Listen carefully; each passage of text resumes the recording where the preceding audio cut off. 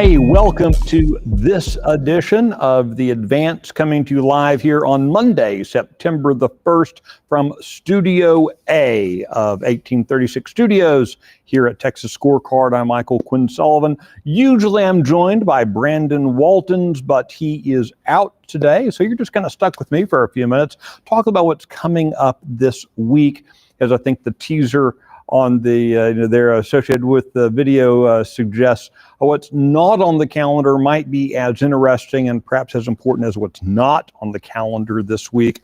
And talking primarily about the Texas House there. Over in the Texas Senate, we'll start there with the Texas Senate.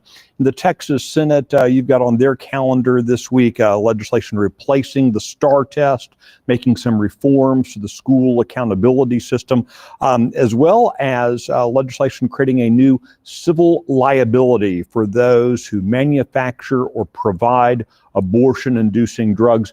Obviously, we've had a number of stories at Texas Scorecard here over the past couple of weeks about men who have been who've either been arrested or are facing legal challenges regarding purchasing mail-in abortion drugs and pills, that sort of thing, that they then grind up and sneak into the drinks of their girlfriends or significant others so as to force an abortion.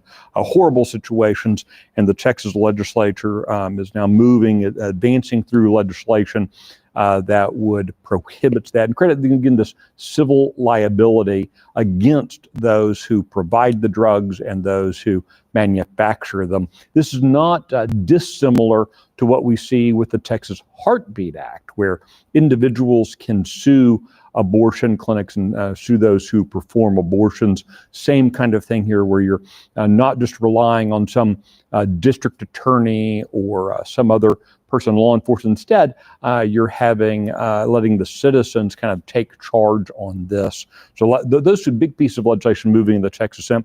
The Texas Senate has almost entirely moved the legislative agenda for the second special session.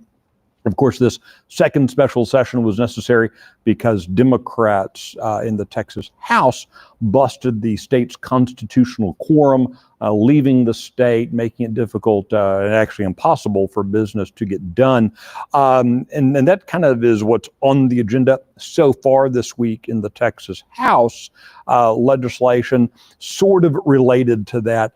It's specifically a prohibition on fundraising during special sessions. Now, for a long time, there's been a prohibition on fundraising during regular sessions. And that prohibition applies not only to members of the legislature, the House and the Senate, but also to all statewide officials in the state. But up until now, though, special sessions weren't included in that. And so everyone could be out raising money during these special sessions. This legislation moving through addresses that issue, largely because Democrats were so aggressive in their fundraising during the quorum break, where they and their affiliated groups were out raising lots of money to fund their quorum bust. So this legislation would apply that regular session prohibition also into special sessions. Look, I've talked to a number of legislators, both current legislators, folks that held office previously, all of whom saying, it was kind of one of those oversights that it was not part of the original package, kind of their gut, their memories, because of the special sessions, fairly rare, don't happen a lot. And so as a result, when that prohibition originally went into effect, no one really thought that lawmakers would do the kind of shady things that we see happening during special sessions, and particularly with special sessions coming more and more frequently as lawmakers don't get their work done during the regular sessions set forth by the state constitution. So that's on the calendar for tomorrow when the House gavels in. Significantly, though, is what's not yet on the calendar in the Texas House. That includes that Senate ban on THC. THC, of course, being the psychoactive compound in cannabis and marijuana. The ban that passed out of the Texas Senate only affects THC, does not affect CBD or CBG. The governor wanted only regulations on THC and CBD and CBG for their sales. Lieutenant Governor Patrick, the Senate and the House during the regular session advanced a comprehensive ban on THC-infused products. So the special session, as the governor vetoed that, put the call back on. The Senate passed again that hard ban, both in the first called session and the second called session. The legislation's just stalled out in the Texas House. There are rumors that the governor is kind of putting the pressure on the House not to advance what the lieutenant governor and the Senate pushed. Others suggest that the real pressure is coming from these THC shops and CBD shops that have sprung up here over the past about 5 or 6 years in Texas. But either way, that legislation does not appear to be moving in this second special session, which means not only does the lieutenant governor not get the ban that he and many both in the Senate and the House have been advocating, but the governor isn't getting his regulations either. So it means that you're probably going to be treated to seeing this issue widely debated and yelled about for at least the next 18 months until the next regular session of the legislature. Also not on the agenda this week, yet anyway, is the ban on taxpayer-funded lobbying. If you watched the Real Texans interview yesterday on Sunday that I did with Mays Middleton, a state senator who's now running for attorney general, we talked a little bit about his efforts on taxpayer-funded lobbying. That's kind of been his pet project for as long as he's been in the legislature. Advanced it in the Texas Senate, whether filing it or during his time in the House numerous times. I think a dozen or so times now. And it keeps passing the Senate, keeps being killed in the Texas House. The person killing the legislation in the Texas House, the stopper on taxpayer-funded lobbying, is Ken King, a Republican from Canadian who chairs the House State Affairs Committee.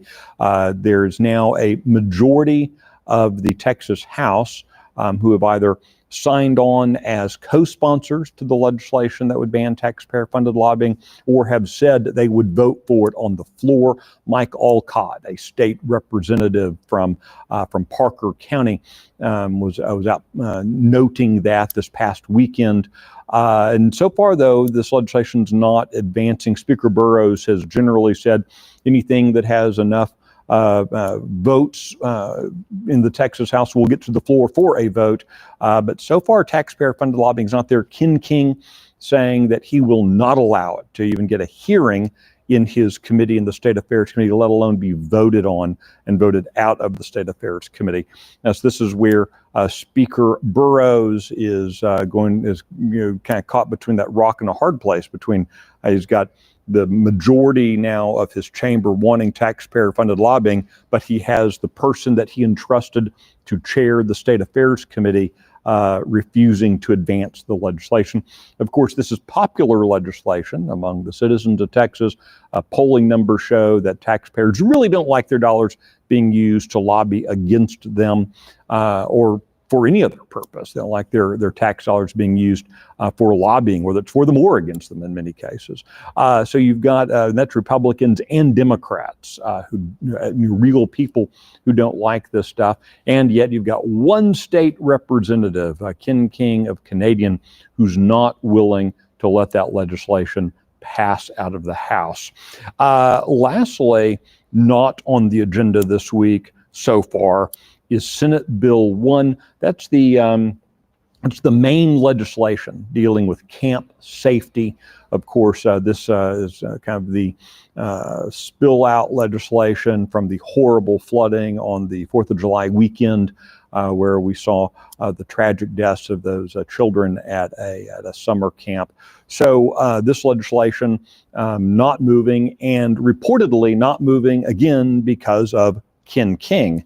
Ken King of Canadian apparently has some very specific things that he wants in the legislation that neither the governor's office nor the Senate are all that enthralled with. So therefore, he's just apparently willing to let Senate Bill 1 die, letting this kind of main camp safety legislation die. All this is important, of course, because we are winding down. We are on the back end of the 30-day special session. You might recall that Speaker Burrows had said at the start of the second special session, he hoped to be done by Labor Day. Obviously, he couldn't necessarily force that, but we're now at Labor Day today. The special session ends on September 13th. So they do still have time to advance the ban on taxpayer-funded lobbying, to advance Senate Bill 1, the camp safety legislation, even to address the THC, CBD issue. But so far, it looks like the Texas House is going to again be the place where those reforms don't move, where that legislation doesn't move. So again, what's on the agenda this week in the Texas House is this ban on fundraising during the special session.